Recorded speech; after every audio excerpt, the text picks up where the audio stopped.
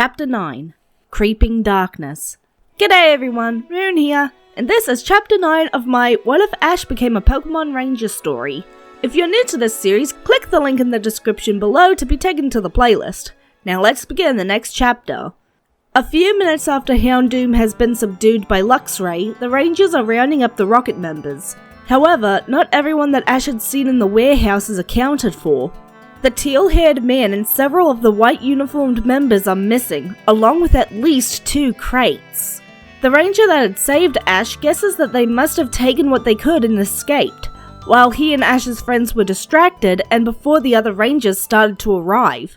Turning to the man, Ash's jaw drops open as he instantly recognizes him as Sven, one of the top international rangers. Sven is quite surprised that Ash recognizes him, since rangers aren't very well known in Kanto. Flustered, Ash quickly and clumsily pulls a notebook and pen out of his bag before holding it out to Sven and asking for an autograph. With a good-natured laugh, he obliges before turning back to his job and helping to round up the last of the grunts and the equipment that was left behind. Ash stares at his notebook with wonder, until he's broken out of his thoughts by Gary throwing an arm over his shoulder and leaning his weight on him. "You done, fanboy?" Ash pouts a little at the teasing, but tells him that, yes, he's done.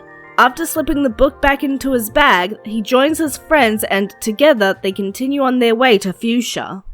Sometime later, the trio find themselves walking down a road that doesn't appear on their maps, but did seem to be going in the right direction. After several minutes of peaceful travel, the quiet of the forest is broken by the ear-ringing sound of explosions.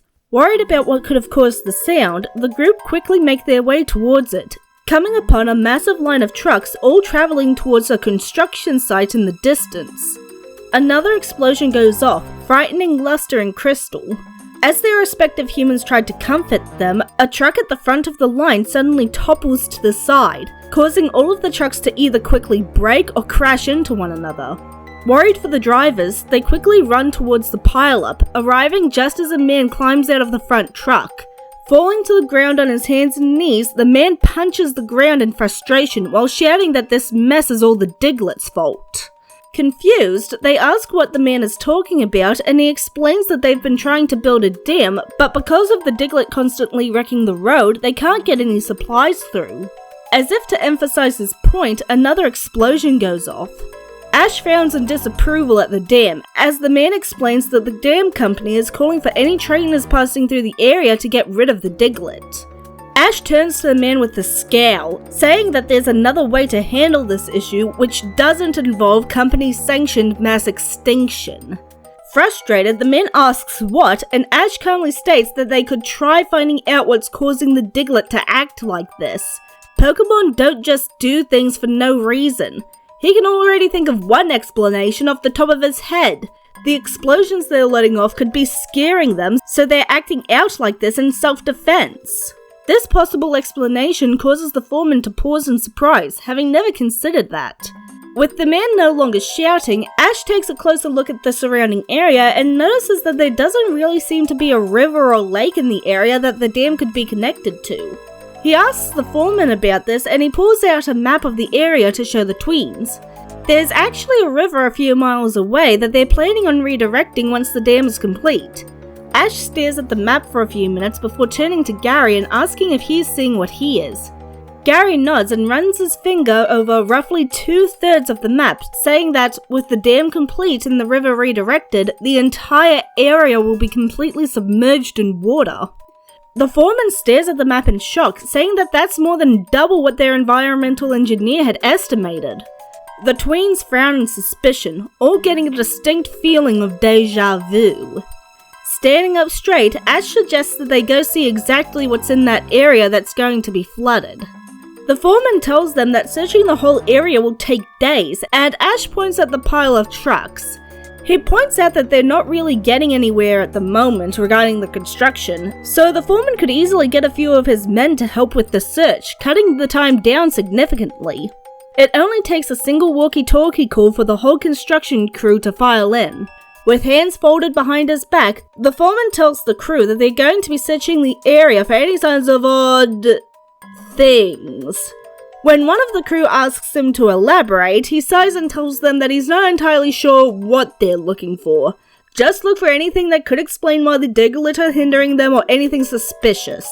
With a chorus of confused yes sirs, the crew, along with Ash and his friends, begin searching the forest. They find the Diglett and Doug trio home after only a few minutes, handily explaining why the Pokemon have been hindering the construction.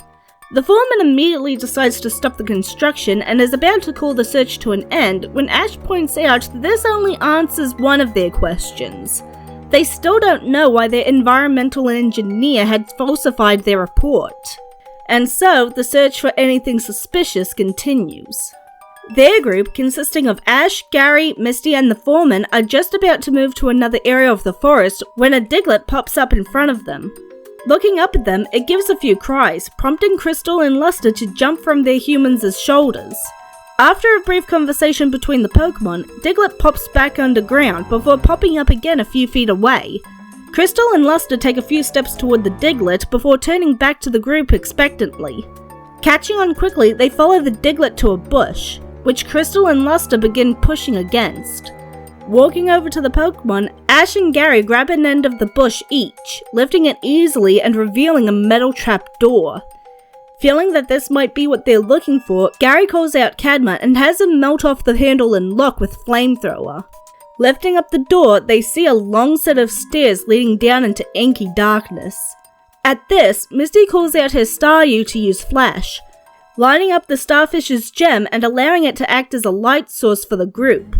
When they reach the bottom, they find themselves in a gloomy room that consists of a desk with an old computer, a dining table, and a few bookshelves. It looks like it's been abandoned for years. There's layers upon layers of dust on everything, and even the air smells stale. They walk forward cautiously, an uneasy feeling settling over all of them. This place almost feels haunted by some kind of dark presence. Ash spots some papers sticking out from under the desk and kneels down to pick them up. They're badly damaged, covered in so much grime and age marking that it's almost impossible to read it. From what little he's able to make out, they seem to be daily observations of a specific Pokemon. He can make out some dates and times and a few things he's seen Professor Oak write about in his own observations of the Pokemon at the lab. Things like eating habits and behavioral patterns. One line, however, sends a chill down his spine. It's almost completely illegible, but he's able to make out the words capture and client. Standing slowly with the papers still in his hands, he looks around the room and asks the question that they're all thinking. What in the world happened here? A little later, they're all standing outside and talking to Officer Jenny about what they found. They're surprised that she got here as fast as she did, until she explains that they'd gotten an anonymous tip about these exact coordinates an hour before they called in. As the tweens continue on, unable to do much else to help, they are left with more questions than answers.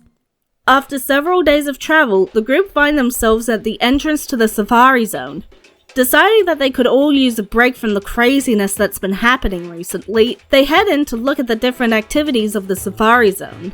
Along with the safari catching adventure, which is what the place is most known for, there are also several wildlife tours to the sections of the park that are specifically for preservation purposes. They eventually decide on the riverboat tour, as it follows the river that separates the catching zone from the rest of the safari, so they'll be able to see both sides of the safari at the same time. After paying for the tour and leaving all of their Pokemon at the reception, aside from Misty's egg, they quickly board the boat as it's preparing to leave. As the boat floats along the water towards its first destination, Misty sits on one of the boat's benches, looking at her egg. It's been a while since she found it, so it should be getting close to hatching, right? She smiles softly as she strokes the shell, thinking how she can't wait to meet her new Pokemon. Her thoughts are suddenly cut off as the boat gives a sudden lurch. Looking over the side of the boat with the boys, they're just able to see through the murky, raging water below them. A pair of Gyarados are fighting each other just under the boat, causing it to rock and shake every time one of them slams into the hull. Gary groans and curses their bad luck when it comes to boats. They all begin to make for the cabin as the captain of the boat calls for everyone to make their way there to ensure everyone's safety. Before they can take more than a few steps, however, the boat lurches to the side, almost capsizing from how strong of a hit it took and sending Ash, Gary, and Misty into the river below. Misty clings tightly to her egg as she's tossed through the water like a rag doll. She can't let her hold slip. She won't lose the egg. She won't allow it to lose a second family before it's even hatched. As her vision begins to darken at the edges, she feels something wrap around her waist before lifting her up and out of the river. Coughing and spluttering while still clutching her egg, she looks to find a dragonair holding her up out of the water with its tail. Before she can think of how to respond to this situation, the dragonair shifts, moving its tail away from the water before gently lowering it to place Misty down. Looking around, Misty can see that she's been placed in a large nest filled with eggs. Meanwhile, further down the river, Ash and Gary have managed to pull themselves out of the river. Pulling his hat off his head, Ash begins to wring it out while looking around to try and get some idea of where they are. They seem to be in the jungle zone of the safari, judging from the plants surrounding them on all sides, which means that they're likely to run into poison types like Vileplume, the Nidoline, Victory Bell, Ariados, and, once night falls, Zubat. Not good for a pair of 10-year-olds stranded without their Pokemon. Well, this sucks. He turns back to Gary, who's wringing out his shirt, only now realizing that one of their group is missing. Freaking out, Ash begins trying to run through his memories of when they were in the river, to try and figure out when they got separated from Misty. Was she still in the water when they reached the bank? Did they accidentally leave her behind to be swept further downriver? He's broken out of his spiraling thoughts as his hat is snatched out of his hand before being shoved back on his head. Gary tells him to stop freaking out. He caught a glimpse of Misty being pulled out of the river a while back, so the safari workers probably grabbed her before they got too far away. Right now, they need Ash's nature lover brain working on a plan to get them back to the entrance and find Misty if she's still out here with them. Ash takes a deep breath to calm himself before he nods. Then, together, they begin to make their way upstream, along the bank. Back over with Misty, she's discovered that her serpentine savior is pretty badly hurt. Immediately, she starts trying to treat it, really wishing that Ash was there with his book of medical know-how. As she is treating the dragonair, she notices that its injuries look very intentional, like it had gotten into a fight with a trainer. Except trainers aren't allowed to bring their Pokemon into the safari. She looks up at the dragonair, asking how it got so hurt. Dragonair gives her a sad look as it curls around the eggs in the nest. Misty's eyes widen as she realizes what's going on. These are Dragonair's eggs. She's a mother. Someone must have tried stealing her eggs, and when she defended them, they attacked her. The wounds are fairly recent, so it's likely that the poachers are still around, waiting to try again to steal Dragonair's eggs. Arceus, she really wishes she had a Pokemon right now. She only realizes that she's voiced this complaint out loud when Dragonair uncurls slightly from her eggs to nudge some branches and leaves away with her nose, revealing a small pile of safari balls. Misty's eyes widen as she scoots over to the balls, examining them, discovering that they're almost new, having never been used. These must be balls that got thrown into the river or to the other side of it by mistake by trainers in the capture section of the safari. With these, she should be able to catch a handful of Pokemon in the area to help her fight the poachers. After all, the device to recall the balls doesn't reach into this area, otherwise the balls wouldn't even be here. She doesn't like the idea of catching Pokemon that are meant to be here for preservation, but there's no other way. The Pokemon will just run away if she tries asking for help, and she's not even sure if she could ask them for help. She's not Ash. She'll just need to catch them and release them after Dragonair and her eggs are safe. Leaving her own egg with Dragonair for safekeeping, she heads out in search for allies. It's slow going, with Misty needing to hide in the underbrush to keep out of sight of the wild Pokemon. It takes her 3 balls she can't afford to waste before she gets the idea of using berries as bait to distract and relax the Pokemon so they're easier to catch. Eventually, however, she does manage to catch 4 Pokemon to add to her protection team. A Marill, a Lapras, an Alolan Vulpix that had wandered in from the snowy zone, and a Wooper. None of them are particularly happy with being caught. Marill in particular seems rather resentful of the fact, turning away from Misty in obvious defiance. Realizing that they're not going to listen to a word she says, Misty decides that the best way to get through to them will be to show rather than tell. So, returning all 4 of the Pokemon so that she doesn't have to physically drag them, she returns to Dragonair's nest, where she lets them out again. The moment the quartet see Dragonair, their annoyed expressions shift into looks of pure shock and worry. Now that she has their attention, Misty apologizes for catching them when they're supposed to be in a safe zone, but she needs help. Dragonair needs help, and she can't fight alone. Looking at each of the Pokemon, she asks if they'll help her to protect Dragonair. The Pokemon all share a glance before turning to face Misty fully. Eyes alight with determination, they all nod their agreement. And that, everyone, is where I'm going to leave the story for now. Join me next time as Misty protects Dragonair, witnesses numerous egg hatchings, and the gang finally arrive in Fuchsia. I'm Rune. See you next chapter.